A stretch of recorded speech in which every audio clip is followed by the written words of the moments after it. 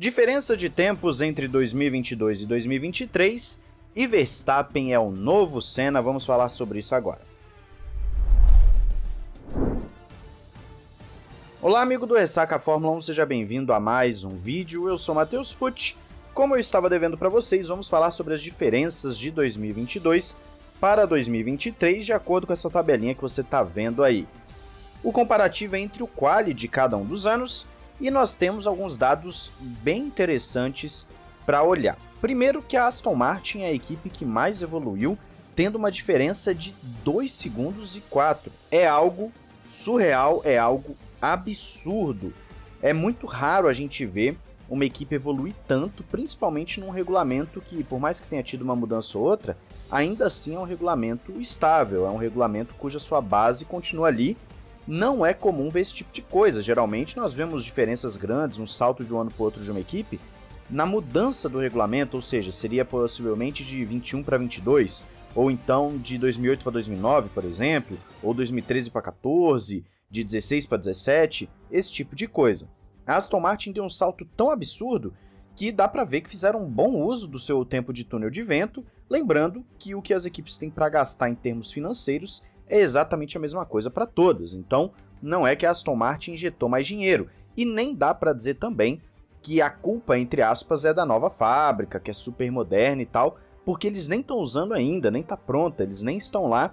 Por isso, a Aston Martin é uma equipe que está todo mundo de olho, porque quando tiver uma estrutura melhor, possivelmente vai continuar o seu período de avanço na Fórmula 1.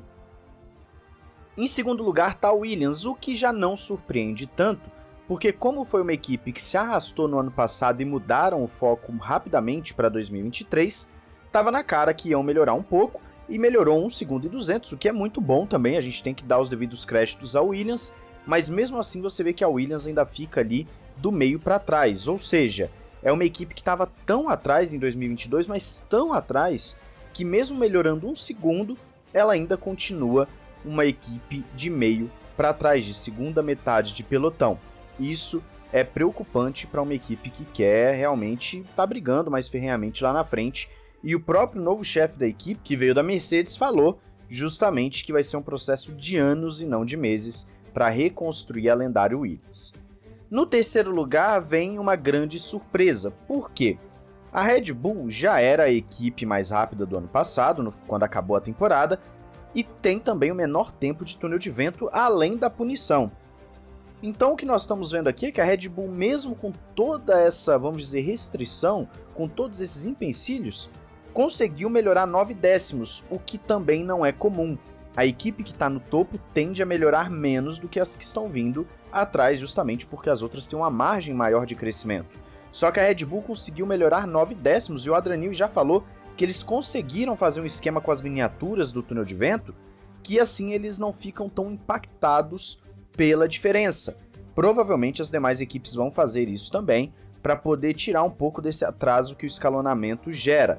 Mas enquanto a Aston Martin aproveitou muito bem o seu período, já que ela tinha ficado, se não me engano, em 7º ano passado, a Red Bull aproveitou até melhor ainda, porque conseguiu evoluir 9 décimos de um carro que já era o mais rápido e com todas as restrições que estão em vigor. A Red Bull realmente está dando uma aula nesse início de regulamento. Nós já explicamos aqui que era para ter sim uma temporada mais competitiva. Se você não viu o nosso vídeo lá, que a culpa é da Mercedes, você vai entender o porquê de eu estar falando isso lá no vídeo. Dá uma olhada para você entender a argumentação e a linha de raciocínio. Mas depois nós temos a Mercedes, o que também não é surpreendente por conta da melhoria, já que eles tinham um conceito bem ruim no ano passado e esse ano era esperado que melhorassem. A Alpine melhorou 7 décimos, Haas melhorou 6 décimos, McLaren 6 décimos, Ferrari meio segundo. Aqui você tem um problema para a Ferrari. A Ferrari ela evoluiu tão pouco que até a Mercedes evoluiu mais, o que significa que esse segundo lugar da Ferrari em algum momento pode se tornar ameaçado por Aston Martin ou Mercedes, caso eles não comecem a melhorar mais ainda o seu carro. AlphaTauri e Alfa Romeo, ali tá como Sauber, são verdadeiras decepções, melhoraram praticamente nada, sendo que você tem rival direto deles melhorando 2 segundos, 7 décimos. É complicada essa situação de AlphaTauri e Sauber, as equipes melhorarem 1 décimo ou 2 décimos é praticamente dizer que andou para trás na temporada. Vão sofrer bastante se essa lógica mantiver para os próximos grandes prêmios. Lembrando, a partir da quarta, quinta corrida, as equipes vão levar pacotes mais robustos de atualizações, o que deve também mexer nesse ganho, aumentando ainda mais a diferença para o ano passado e reduzindo o gap entre as equipes no pelotão. Por isso, vamos ficar de olho nas próximas corridas. E eu quero saber a sua opinião, qual a equipe que mais te surpreendeu na diferença, seja positivamente ou negativamente, de acordo com o quali do Bahrein de 2022 e de 2023. Diz aí nos comentários.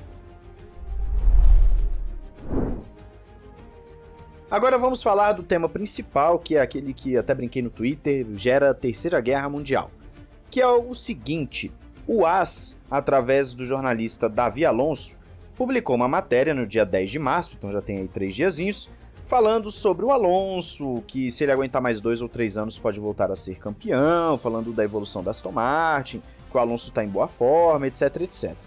Mas pro final da matéria, eles começam a falar, por exemplo, da Red Bull, que a Red Bull deve ser dominante esse ano e tal. Você pode conferir aí na descrição a matéria tranquilamente, só traduzir, botar no tradutor que vai rapidinho, tem até tradutor nativo do navegador.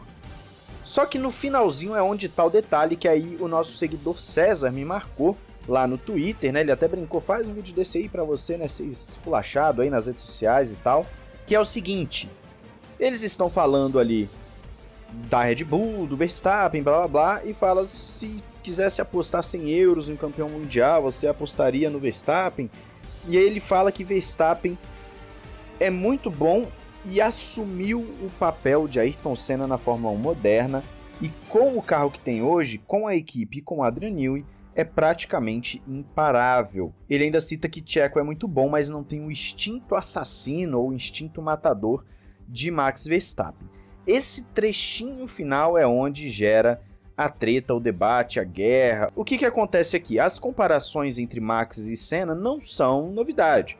Elas estão aí desde que o Max talvez tenha ido para a Red Bull ali em 2016. O pessoal fala muito do piloto agressivo, arrojado, piloto raiz, né? Aquele cara que bota tudo a perder com ultrapassagem, o cara que faz exibições exuberantes na chuva e tal. Então o pessoal faz esse tipo de comparação, de paralelo entre Max e Senna já há algum tempo, não é de hoje. Só que aqui eu quero levar a discussão para o seguinte: por que que o Senna não pode ser comparado a outros pilotos? Existe sim um certo bloqueio no brasileiro de achar que o Senna é intocável, e você pode discordar veementemente que Verstappen seja um novo Senna. Isso não há problema algum, você concordar, discordar, eu não vejo problema algum, para mim é algo muito subjetivo.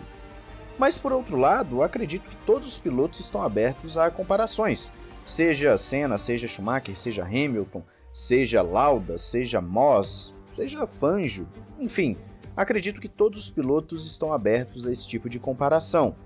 Hoje, Verstappen vive o auge da sua carreira e está tendo aquilo que talvez Hamilton tenha tido nesses últimos anos, que é o melhor carro, o piloto no auge da carreira. O Vettel também teve lá com a Red Bull, aí você vai ter o Schumacher com a Ferrari, você vai ter lá na década de 90 e 80 a McLaren também dominando, com Prost, com Senna, cada um ganhando 3 títulos pela McLaren, tal.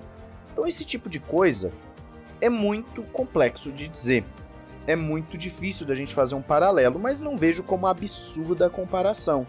E eu quero saber de vocês, eu quero abrir o espaço dos comentários para um debate saudável, por favor, debatam aí de forma amigável. Por que Verstappen seria comparável a Senna? Ou então, por que você acha que o Senna é incomparável, que não cabe esse comparativo e tal? Argumentem, debatam aí embaixo, eu quero ver os argumentos e quem sabe, dependendo do que rolar aí embaixo, eu faço um vídeo com os argumentos de vocês, mostrando os dois lados, a gente fazendo meio que um debate aqui no canal, mostrando as duas opiniões. Mas diz aí nos comentários, não esqueça de se inscrever e ativar o sininho para não perder nada aqui no Ressaca F1. Um grande abraço, valeu e falou!